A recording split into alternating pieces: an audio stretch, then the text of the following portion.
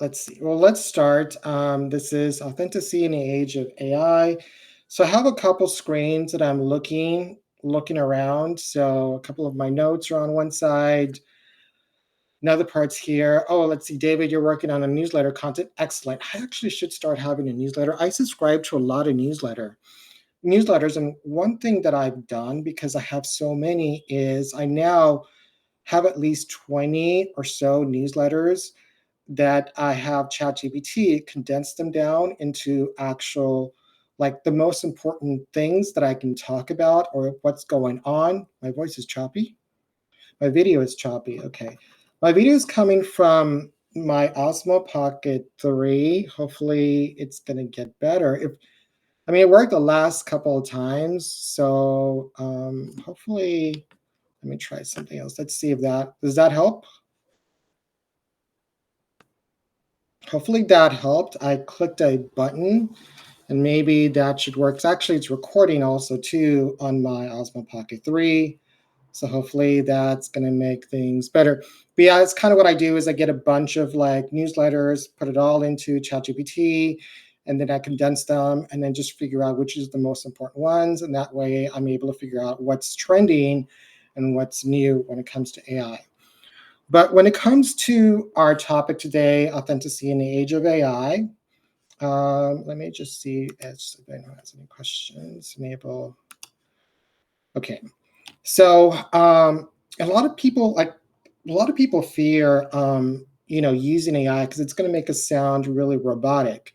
Now, AI is mostly, especially when it comes to authenticity, how I'm using it and how I believe a lot of people should be using it is you want to add your personal stories to it. And then you want to use AI to maybe help you with some of the keywords or some of the editing. And that way you are using it, you're putting your message out there, but the message is yours, your stories, your voice, and so on. And some people fear that everything's going to become very robotic, but that's not the case as long as you're using AI properly. Let me just go into some of the questions really fast. How are you guys using AI at the moment? Are you using it for newsletters? Are you using it to draft emails? How are you guys are using AI at the moment? All right, let me look at the chat. I don't know if it might be your computer, David. Let me ask everybody else, is my video sound choppy or no? Barely? So it could be maybe mine. If it is mine, I'm recording anyway, and I'll just repost this. I'll give it to JT and see if maybe she could repost this, and I'll add probably some B-roll to it. But I should be ready sometime next week because I can take pieces of it and put it out into my own platforms as well. Now, how are you guys using AI at the moment? Are you using it for emails, for drafting scripts? Okay, answer questions about SolidWorks. Your video is very smooth, Percy. Great, thanks a lot. Okay, hopefully, because I spent a lot of money on this like Pocket 3, and it's actually my webcam. I use it as a webcam as well. I do have the Elgato camera too, but I kind of prefer this one because I can record on it too. Okay, so you guys are using it for newsletters and creating content. What else are you using your AI for? And when it comes to like authenticity, like especially at work, what comes to mind? Is it okay? So I had to switch to mobile data. Okay, sorry, I'm keeping distracted by the questions, which is actually good because I'm paying attention. So do you guys want to share any time where you used how are you guys using AI? That's the question I wanted to ask you guys. Are you using it for creating content? Are you doing it for emails? How are you guys using AI? Let's see. Let me check questions here. Okay. Okay, it's all good now. Okay. Okay, let's look at this. Okay, so for me to, because I need to create, I'm supposed to be creating 5 videos a week on LinkedIn, but because it takes me a while to edit, that sometimes I usually do 3 to 4, and I'm trying to create an impact because I'm showing my work. So not only do I have to find what's trending, and not only that, I have to be able to practice some of the AI tools that I'm using. So I want to show people my how I'm progressing when it comes to AI. And a lot of it is telling my own personal stories of how I'm finding this out, how I'm using it, whether I'm using it for my personal projects, where I'm using it for like clients. So for me, it's I write down the draft, I send it to AI to fix any wording, and then it gives me back, okay, this is what's working, this is what's not working, this is the things that I should say, and then that's how I create my video. I already have the bullet points of what's going to work and what's not going to work. I really, actually, I could read a script now. I think I'm pretty good at that, but I prefer to use my voice. And then I get the AI to help me with some of the scripting, some of the changing parts of it. Then I record everything, and then once I record everything, it goes back to AI to remove some of the things. The last session that I did, I don't know if you guys listened to it, I had to remove 507 filler words. I had to remove that because I tend to say that kind of thing. I've always done that. Because at the same time, I'm just like you guys. I'm in a learning process, but I'm going into directions of AI content creation and also automation using AI agents and so on. So it's constantly learning for me. So that's why I usually always get a lot of filler words. So it goes into my AI editing software, which right now is Descript, but you can also do that with Premiere as well. You can remove all the filler words. You can remove some of the sounds, where I'm not talking, where I'm pausing. You can remove that.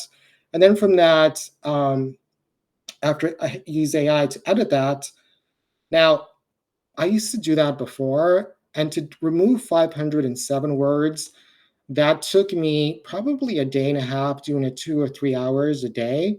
Now it takes me 15 seconds or less, which is fantastic.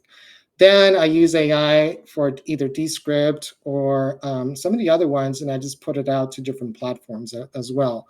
So that's kind of how I'm using AI. Let me see if you guys have any questions really fast.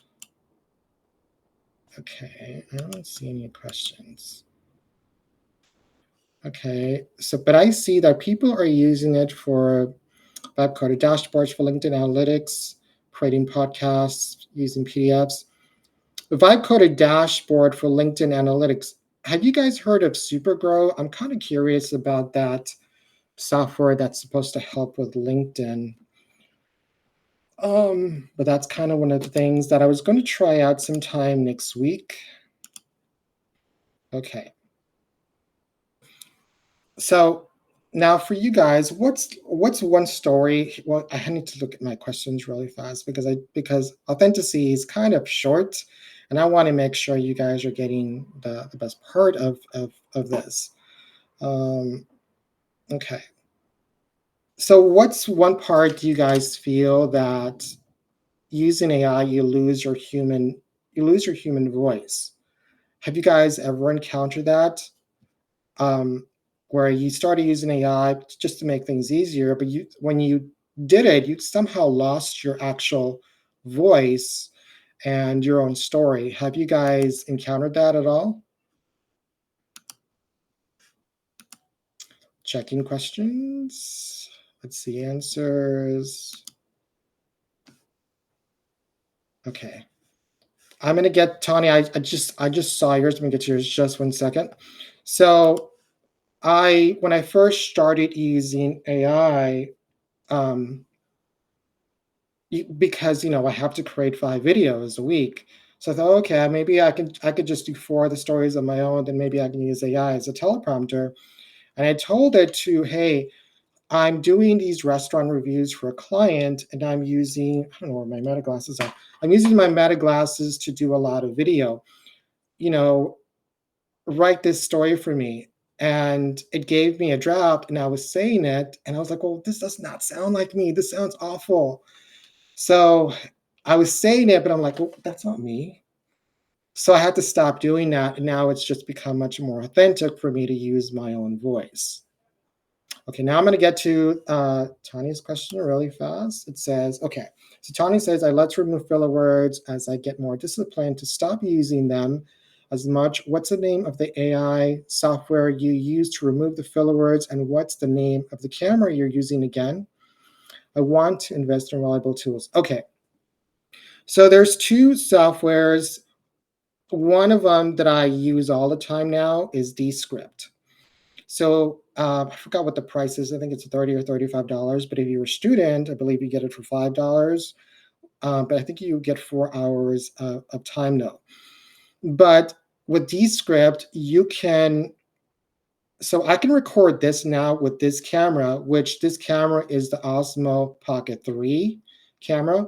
So I can shoot either this way or I could shoot horizontally, and I can record my footage. I could shoot it flat, which I think it is flat now. Later on, I can add some color to it so it pops. But so I recorded, I put it into Descript, and from Descript, I can go over and remove filler words. There's an option to fix sound, so I can make it more a studio sound, but there is also an option where I can click remove filler words. So it gets a list of all the filler words that are there, and you just click once and it removes them all. There's also a place where you can remove some pauses, because sometimes I pause, I forget what I'm going to say. If I'm not reading off a teleprompter, I'm always pausing. And I was like, oh my God, what was I supposed to say? So it removes that pause. And if I want to add some B-roll, I can type in, hey, can you add some B-roll of like what I'm talking about, but preferably just show like someone off camera, maybe show close-ups of me typing on a computer and so on, and it'll do that for me. It can remove the background. So Descript has been absolutely fantastic for me. I believe it was like rated one of the top 30 or 40 tools of AI to use. Now, if you're already using Premiere, Premiere actually has that option too. You can remove all the filler words. You can remove silent pauses as well. There are a couple YouTube clips where I was able to do that. So now I'm trying to decide between, okay, since I can do that with Descript, and now I could do that with Premiere. I've been using Premiere for a very long time, and Premiere is, as far as editing, it is still one of the very best editing softwares you can do. The only thing is also too is when it comes to sometimes my thoughts, the things that I want to talk about, I always sometimes tend to look this way or this way, and Descript kind of put your eyes back into the camera using AI. I believe CapCut does the same thing though too. Okay, so let me check that one. So those are the ones I'm using at the moment. I am using Descript or Premiere to remove filler words, silent pauses, and so on. All right, let's get to another question. All right. All right, so let me get to these chats. So I've used a bunch of, okay, okay, so Annie says, yes, I've thrown a bunch of stuff away that doesn't, yeah, me too. I did the same thing when I first started doing LinkedIn videos. I had AI help me a little bit too much and recorded it.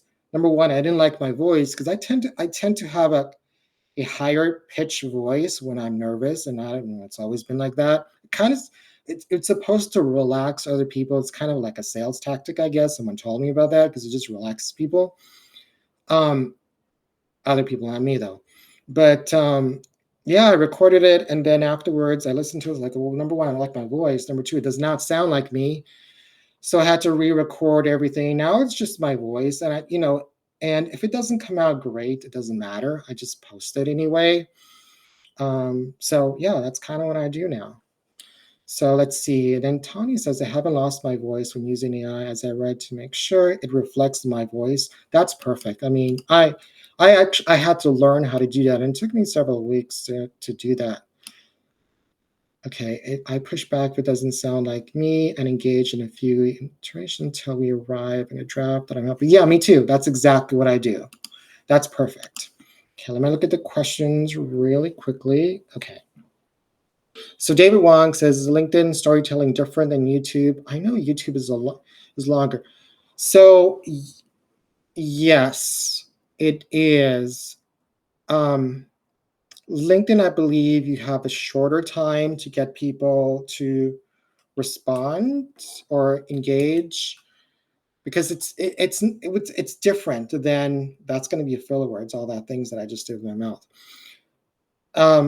Because I've been doing YouTube for a long time and it started with an entertainment channel. I need to start posting there again because that's going to be key to my career growth as well. But with YouTube, you build a really strong community. And also too with YouTube, you you're able to measure engagement if you go into YouTube Studio of where people drop off. I don't know where people drop off on LinkedIn. That could be maybe in the first 1 second, could be in 5 seconds, it could be in 1 minute. On YouTube, I'm able to see, okay, well, this is where people dropped off, and this is the parts where I need to change, or this is the hooks that I need to do to keep people engaged.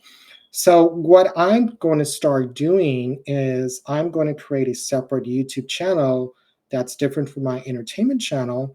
That's going to talk about my growth in AI, the tools that I'm using, and so on, and be able to cut those pieces and put those on LinkedIn, on Subs, on TikTok, Instagram, Lemonade, Snapchat, and so on. So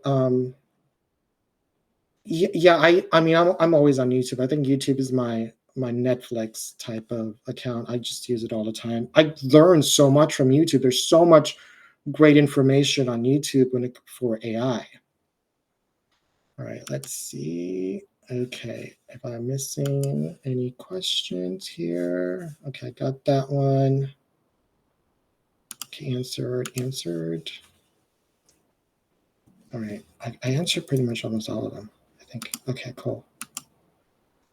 All right, so, all right, let me just move this. Okay, so also too is, let me just find my other questions. I was going to ask you guys because I sometimes go on a tangent and I forget what I'm going to say. So again, I use for authenticity, it is, using AI is more, it amplifies your voice of the message you want to come across.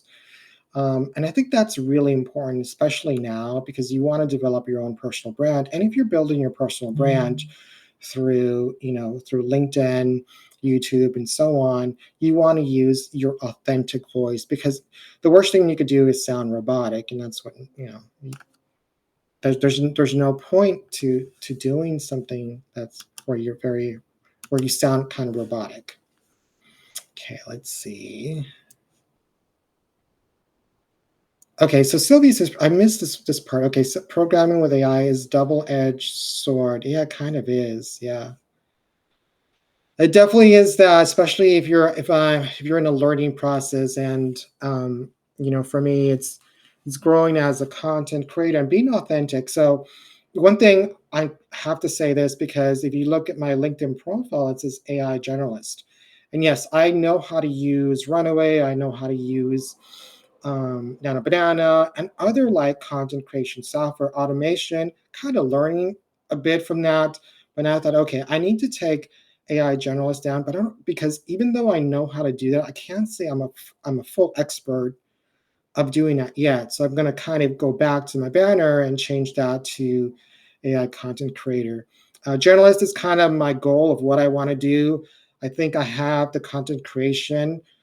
I would say I'm towards intermediate advanced part of it, but automation, I try to do that, try to practice doing that for several clients, friends, clients, by the way.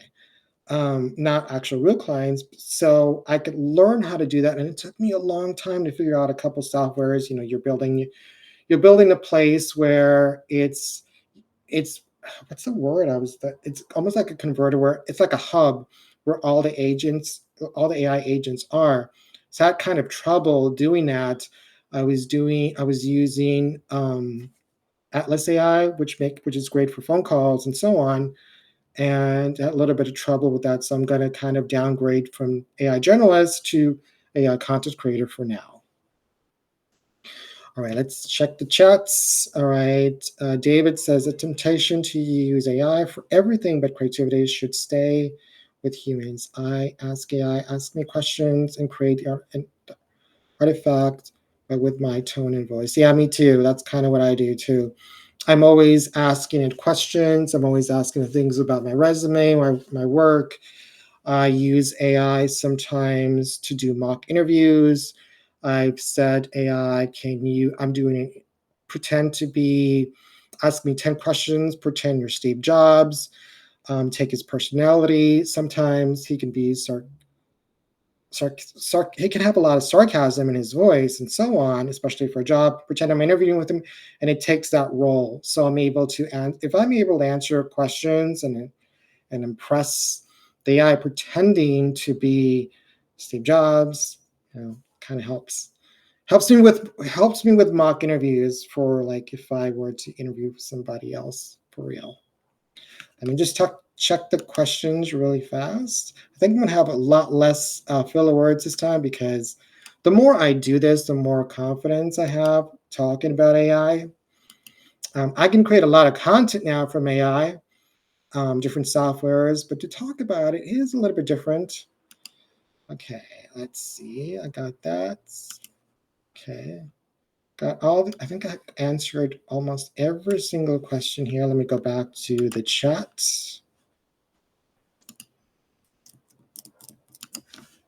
All right, let me find one of my questions I wanted to say.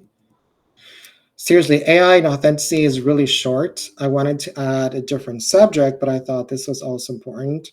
Just the AI authenticity, I was going to say, hey, don't do it. That's all I was going to say, because that only takes just a short amount of time to actually talk about that.